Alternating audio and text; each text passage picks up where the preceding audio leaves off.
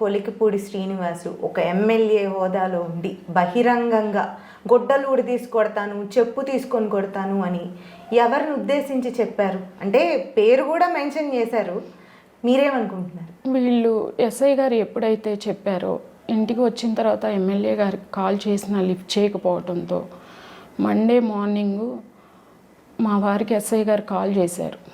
Call చేస్తే మా పెద్దమ్మ గారు చనిపోవడంతో మేము కార్యక్రమం దగ్గర ఉన్నప్పుడు ఆయన ఫోను ఇంట్లో ఉండటం వల్ల ఆయన ఫోన్ లిఫ్ట్ చేయలేదు. నా ఫోన్ నా దగ్గరే ఉంది. నాకు ఎస్ఐ గారు కాల్ చేశారు. ఓకే. ఎస్ఐ గారు కాల్ చేసి శ్రీను గారు లేరా అని చెప్పి అడిగారు. ఇలా మా వాళ్ళు చనిపోయారండి, మా రిలేటివ్స్ చనిపోయారు, మేము ఇక్కడ ఉన్నాం కార్యక్రమం దగ్గర అంటే, అది అయిపోగానే నాకు కాల్ చేయమనండి అన్నాను.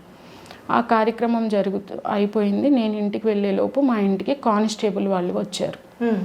ఎందుకు వచ్చారు అంటే ఎస్ఐ గారు శ్రీను గారిని స్టేషన్కి తీసుకురమ్మంటున్నారు. అదేంటి కాల్ చేయమన్నారు కదా అని నాతో చెప్పారు. కానిస్టేబుల్ని తీసుకురమ్మన్నారు అని చెప్పి కానిస్టేబుల్ని మా ఇంటికి పంపించారు.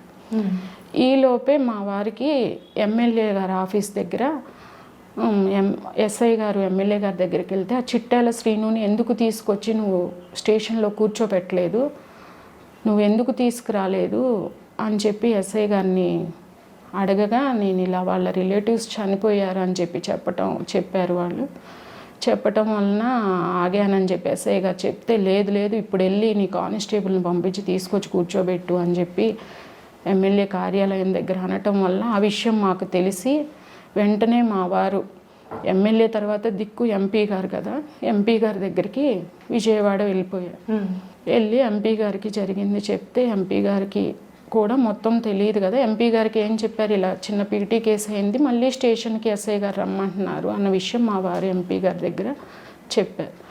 అప్పుడు ఎంపీ గారు ఎస్ఐ గారికి ఫోన్ చేసి, ఏంటి అంటే చిన్న పీటీ కేసు సార్ అని చెప్పంటే, లేదు మా కార్యకర్తలను ఎవరిని అరెస్ట్ చేయొద్దు, ఏదన్నా ఉంటే చిన్నవి పెట్టి పంపించేసేయండి అని చెప్పి ఎంపీ గారు చెప్పడం వల్ల ఎస్ఐ గారికి మా వారి జోలికి రాలేదు. మా వారి జోలికి రాకపోతే ఇక ఆ తర్వాత ఏం జరిగిందనే విషయం మాకు తెలియదు.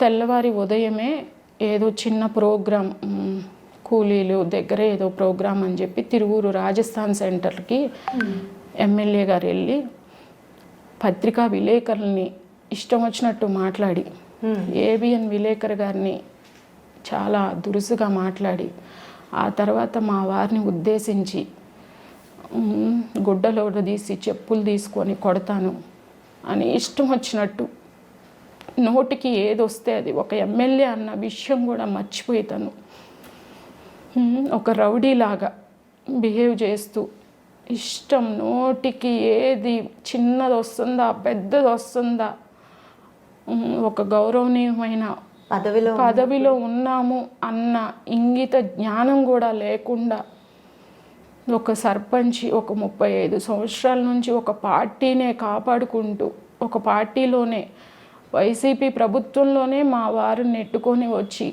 గెలిచిన ఏకైక సర్పంచ్ మా వారు.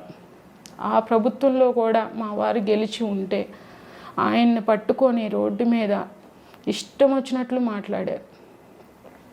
మాట్లాడిందే కాకుండా చెప్పు తీసుకొని రోడ్ల మీద పడేసి కొడతాను అని చెప్పి చాలా ఘోరంగా మాట్లాడారు. నా వెంట్రుక కూడా మీరు పీకలేరు, ఏం చేయగలుగుతారు మీరందరూ. ఇక మొత్తం తిరువూరు నియోజకవర్గం అనేది ఆయన అండర్, ఎవరికీ సంబంధం లేదు. ఆయన ఒక రూలర్ లాగా చాలా ఘోరంగా బిహేవ్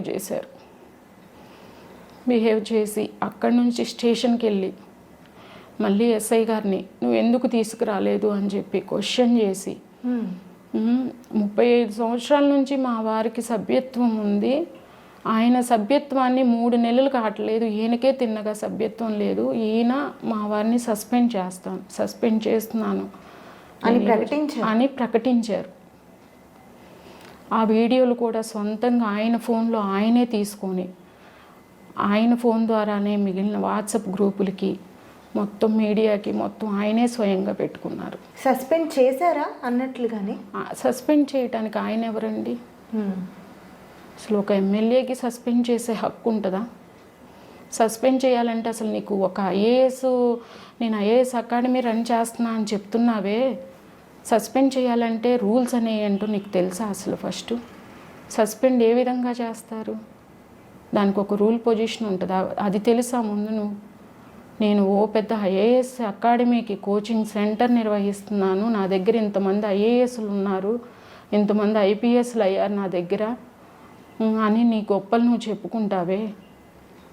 నీకు ఆ చెప్పుకునేవాడికి సస్పెండ్ చేయడానికి ఎలా సస్పెండ్ చేయాలన్న విషయం కూడా తెలియదా? నువ్వు నోటితో అంటే సరిపోయిందా?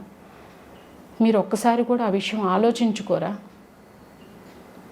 మీరు ప్రతిదీ నా దగ్గర ఇది లేదు అంటున్నారు. మీరు ల్యాప్టాప్లు ఇవ్వాలంటే ఆ ల్యాప్టాప్లు ఎక్కడి నుంచి వస్తున్నాయి?